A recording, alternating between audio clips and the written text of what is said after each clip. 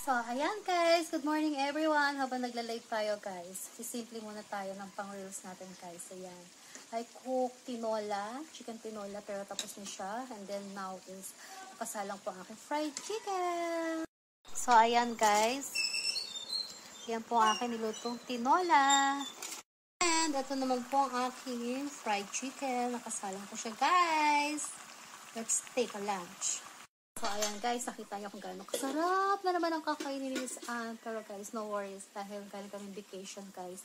Marunong naman ako mag-control sa sarili ko. And I promise to myself na once a day na lang ulit akong kakain ng rice. Ayan. Good morning everyone. God bless us all. I miss to engage everyone, especially sa aking mga ka-dreamers and to all of my followers and friends. God bless us all.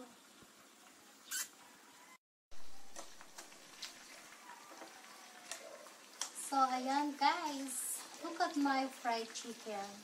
Kaya lang, kanina ko lang po siya may marinate. Pero it's okay. Malakas naman yung lasa niya. So, ayan guys. Look. So, very delicious guys. My favorite fried chicken. My own marinated chicken. So, ayan guys, let's eat! Kain po tayo guys. Ayan guys, ang niluto ko ngayon. Chicken tinola and the fried chicken.